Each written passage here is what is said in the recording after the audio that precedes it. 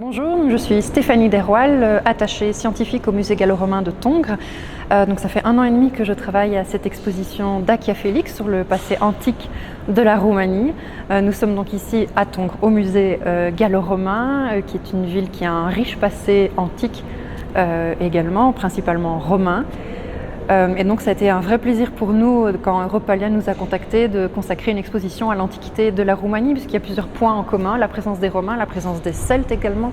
Donc c'était très intéressant d'avoir un autre point de vue, de l'autre bout de l'Europe, sur notre passé antique. La ville de Tongres en fait est la première ville, au sens moderne, de la Belgique, vu que c'était la capitale de la cité des Tongres, donc une ville très très importante, qui rassemblait un nombre de personnes absolument impressionnant. Donc on a des vestiges ici dans la ville de temples, de thermes, de villas assez exceptionnelles, avec des pièces absolument magnifiques qui sont parfois comparables à celles de la Roumanie, mais en Roumanie il y a quand même des pièces assez exceptionnelles également. Ça a été une grande découverte en fait, cette exposition. On s'est rendu plusieurs fois en Roumanie, à Bucarest notamment, en Transylvanie aussi, et c'est vrai qu'on s'est tout de suite rendu compte de la richesse culturelle, de la diversité culturelle de la Roumanie, que ce soit aujourd'hui ou dans l'Antiquité. C'est vrai que la Roumanie, c'est un carrefour de culture finalement. Elle est parfaitement positionnée. On est entre l'Orient, l'Occident, le Nord, le Sud.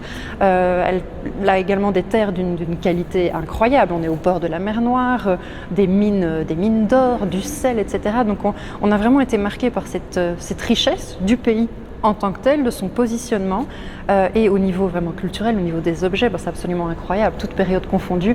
Il y a des perles à découvrir en Roumanie, et ça nous a marqué pendant nos voyages. Donc on était vraiment très très heureux de faire l'exposition. On a collaboré avec une vingtaine de musées roumains, principalement avec le musée d'histoire nationale de Bucarest, mais aussi avec d'autres musées un peu partout dans le pays. On a également quelques objets qui viennent d'autres pays, d'autres musées, comme par exemple ici 2 marbres qui viennent du Vatican, de Trajan et d'un Dace.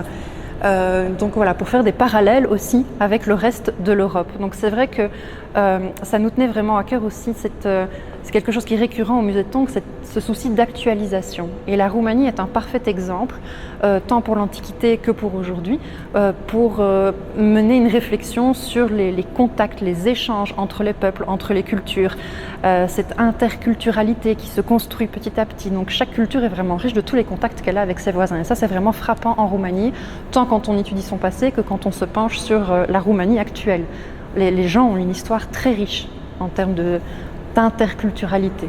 Alors l'exposition de Tongres est vraiment consacrée à l'Antiquité. Et pour représenter cette diversité, cette richesse culturelle, nous avons décidé de choisir 6 peuples particulièrement représentatifs de cette diversité.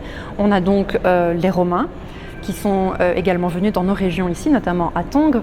Ensuite, on descend de plus en plus loin dans le temps, à la manière d'un archéologue qui descend dans les strates en fouillant. On rencontre ensuite les Daces, puis les Gètes.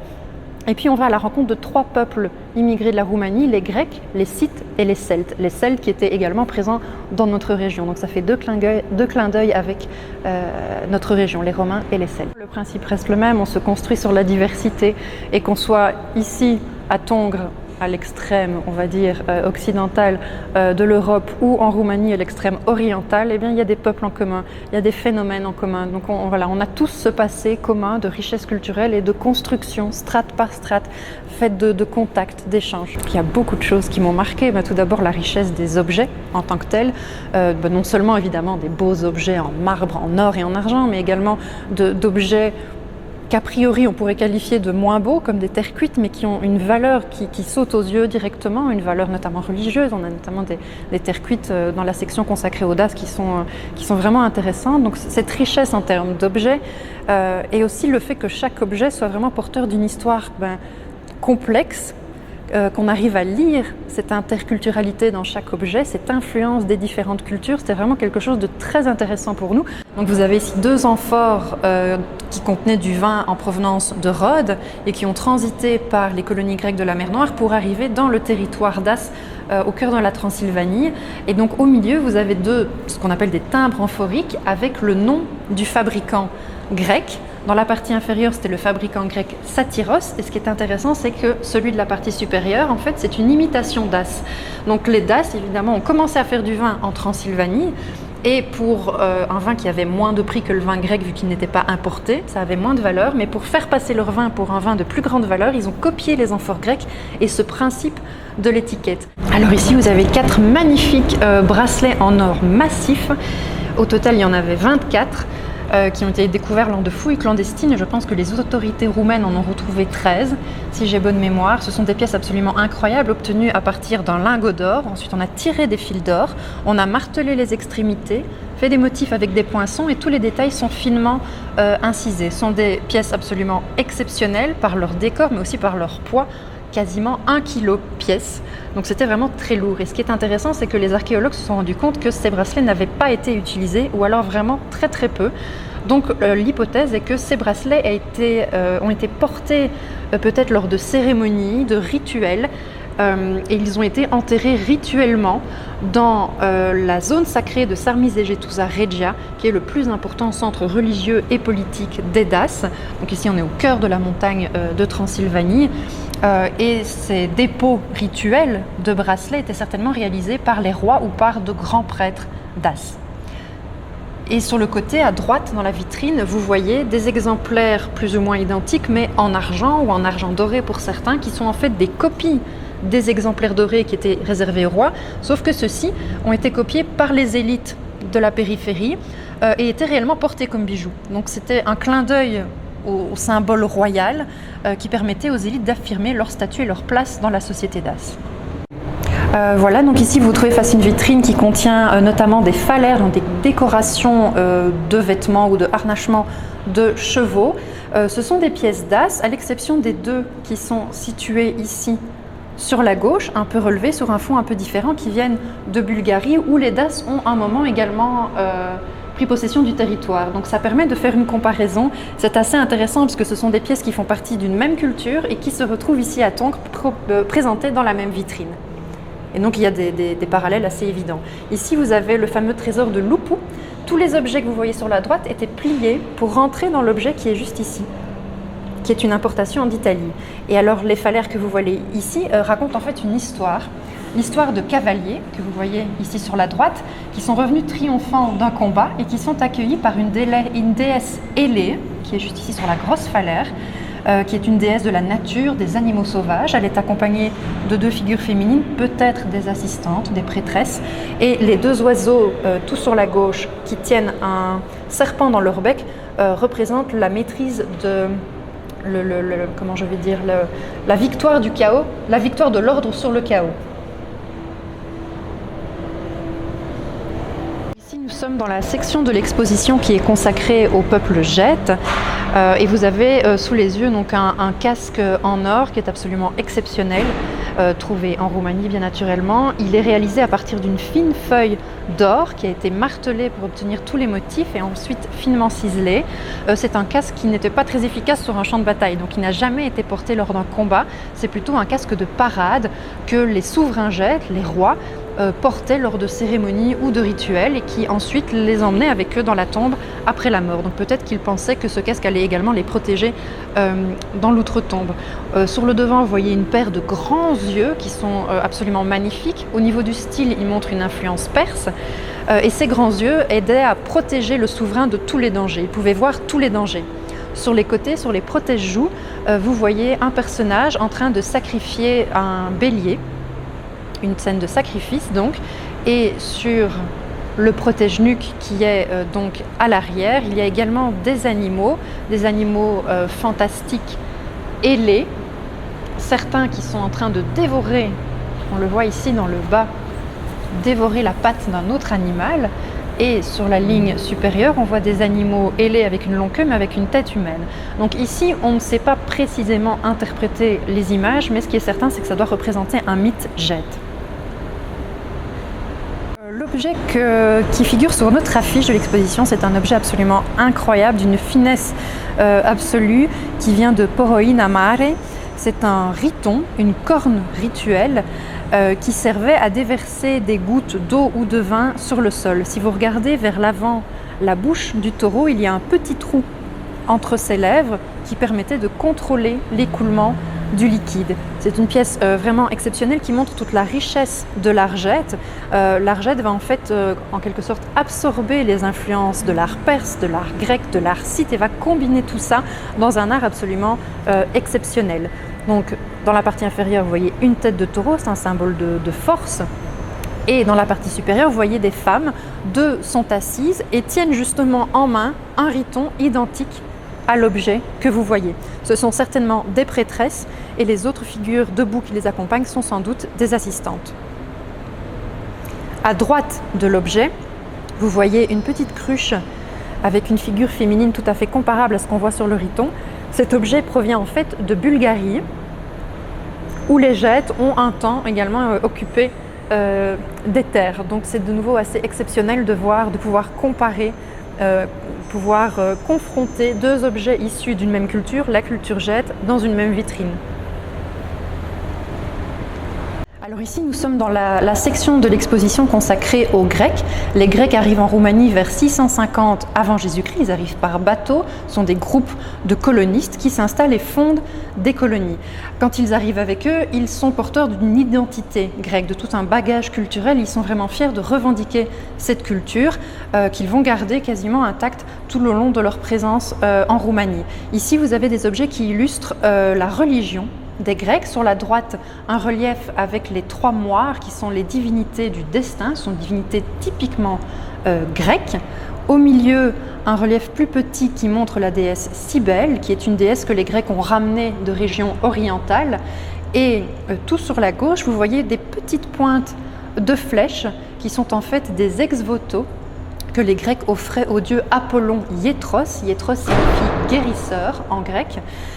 Et c'était le dieu principal de la colonie d'Istros en Roumanie, un dieu que les colons ont apporté avec eux depuis leur cité mère de Milet sur la côte de l'actuelle Turquie. Ici, vous voyez une stèle qui représente une scène d'école. À droite, vous avez ce qu'on appelle un gymnasiarque, c'est-à-dire un directeur de gymnase, donc d'école. Il tient un papyrus dans la main droite, c'est-à-dire le livre de l'époque. En face de lui, on a un élève, un étudiant qui récite sa leçon. Et cette stèle est très importante pour comprendre le mode de fonctionnement grec en Roumanie. Les Grecs arrivent avec leur culture, ils sont très fiers de leur identité et le gymnase est vraiment un élément clé de cette identité. Le gymnase sert à former les futurs citoyens. Donc c'est vraiment une structure identitaire très importante. Dans le gymnase, les jeunes garçons de souche grecque reçoivent un entraînement à la fois physique et à la fois intellectuel. Les jeunes filles, quant à elles, recevaient leur éducation. Alors vous voyez ici la statue funéraire d'un guerrier scythe. Les Scythes, c'est donc un peuple nomade qui vient à l'origine du sud de la Sibérie et qui ont donc traversé toute la steppe eurasiatique et sont arrivés jusqu'en Roumanie vers le 6e siècle avant Jésus-Christ. Cette stèle date de cette époque, donc de l'époque de leur arrivée sur le territoire de l'actuelle Roumanie. C'est une des plus anciennes représentations humaines de l'art scythe, qui surmontait donc un tumulus qui est symbolisé ici par cette grosse boule verte, on va dire, donc un tumulus funéraire où était enterré un souverain scythe. Vous voyez que c'est un homme nu, armé, et donc il est absolument impressionnant et ça montre donc l'enrichissement des Scythes sur le territoire de la Roumanie et le fait également qu'un peuple nomade, en fait, traverse un territoire mais ait aussi envie de s'approprier, de marquer ce territoire avec ce genre de structure comme le tumulus qu'on voit de très loin et qui permet vraiment d'être lié à sa terre. Alors ici vous voyez un objet tout à fait incroyable, il fait quasiment 50 cm de long et comme vous le voyez sur le dessin qui est dans la vitrine, en fait c'était la décoration d'un harnais de cheval placé entre les yeux du cheval. Alors à première vue c'est un poisson, mais en fait quand on regarde plus dans le détail on se rend compte que ce poisson, il a une tête de sanglier et une queue d'oiseau certainement. Et en fait les animaux sont vraiment très importants pour les Scythes. Leur art est vraiment un art animalier, ils pensaient que les animaux représentés donnaient leur force aux porteurs de l'objet. Donc là le cheval devait avoir la force des droits animaux. Ici vous voyez une petite bague absolument magnifique en or une bague réalisée par des artisans grecs pour les Scythes. Sur le chaton de la bague, on voit une inscription Scyléo. En fait, c'est le nom du roi scythe Skylès qu'on connaît grâce à des textes grecs. Et nous savons que Skylès donc, est un roi scythe. Son père était scythe, mais sa mère était grecque. Et il était vraiment fou de la culture grecque à tel point qu'il a commencé à préférer les mœurs grecques aux mœurs de son peuple, ce qui n'a pas été bien accueilli par les Scythes, car quand on est scythe, on reste scythe et on vit comme un scythe. Et donc il a été décapité et remplacé par son frère. Cette vitrine-ci est consacrée à l'art scythe, qui est un art, comme je l'ai dit, animalier. Un art animalier qui a un style très particulier puisque les animaux ont le corps toujours plié, déformé pour coller à la forme de l'objet et pour suggérer le mouvement. Ici, vous avez donc un cerf, une panthère. Ici, 2 panthères sur cette longue épée. Et enfin, à la fin, un petit bouquetin qui devait certainement décorer un vêtement. Alors ici vous avez un chaudron scythe qui à l'origine était décoré d'animaux sur le dessus mais qui sont assez endommagés. C'est une pièce exceptionnelle car les scythes sont des nomades, donc en général ils n'ont pas des objets aussi gros avec eux, à l'exception de ce genre de chaudron qui servait peut-être pour des sacrifices d'animaux, mais on a également des représentations antiques qui nous montrent des scythes qui tiennent une corne à boire au-dessus de ce genre de chaudron, donc peut-être que ça servait à boire. Et on sait que les scythes sont par exemple très très friands de vin grec. Ils ont la réputation d'être de grands buveurs, mais leur boisson préférée reste le lait. Alors vous voyez ici un casque surmonté d'un faucon dont les ailes pouvaient bouger. C'est une pièce unique au monde. On a des représentations dans l'art celte de ce genre de casque, mais en vrai, c'est le seul qu'on a retrouvé. Il provient de Transylvanie. C'est un casque celte, car les Celtes, eux aussi, sont venus s'installer et vivre en Roumanie, notamment pour exploiter le sel et le commercialiser. C'est une pièce absolument incroyable qui provient d'une tombe. Vous voyez le reste du matériel de la tombe sur la droite. C'est la tombe d'un mercenaire qui a très certainement été combattre en Grèce, où il a été fait fabriquer ces 2 jambières qui ont été faites sur mesure pour lui. Et c'est très important parce que ça nous permet de reconstituer la hauteur de ce mercenaire celte. Il faisait entre 1,80 m et 1,90 m de haut, ce qui est considérable pour l'époque. Et surmonté de son casque, ça devait être vraiment très impressionnant. Alors ici, vous voyez une vitrine toujours consacrée aux Celtes, et ce sont donc des épées avec leurs fourreaux. Des épées qui, ici à droite, voilà, celle-ci vient de Roumanie, mais celle sur la gauche provient du sud de la France. On les met dans la même vitrine pour comparer les motifs, en fait, qui sont exactement identiques. Donc les Celtes, la culture celte est la même un peu partout. Le décor est absolument incroyable. Et en fait, ce décor a été réalisé en 3 phases différentes. Donc il y a plusieurs hypothèses possibles. Soit une épée et le fourreau de l'épée qui sont passés de père en fils, et à chacun d'ajouter son décor, ou alors pourquoi pas un guerrier qui monte en grade et qui ajoute un symbole de plus à chaque fois, ou un guerrier qui change de groupe et qui doit du coup le montrer via un nouvel emblème. Donc c'est très intéressant. Ici vous avez un casque typique des Celtes avec un décor de volute aussi typique qu'on retrouve un peu partout dans le monde celte. Ici sur la droite vous avez le mobilier funéraire de 2 tombes de femmes celtes qui, elles aussi, comme les hommes, aiment afficher leur statut via, non pas des armes, mais de magnifiques bijoux. Vous avez ici un magnifique anneau de cheville, un collier, des fibules. Et dans la tombe juste ici, de nouveau des anneaux de cheville qu'on compare avec des exemplaires qui viennent des Pays-Bas. Une chaîne de taille vraiment très jolie avec ici les 2 extrémités qui sont décorées de têtes d'animaux stylisées.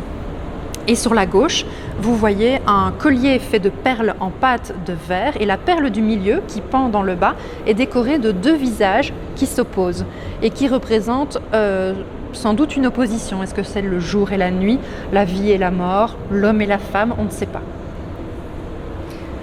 Et enfin, la dernière petite vitrine, c'est une chaussure qui servait certainement de bouteille, de vase, et qui, elle, est de production celte, mais qui est typique de la région de Transylvanie où se sont implantés les Celtes, qui remonte à une tradition plus ancienne.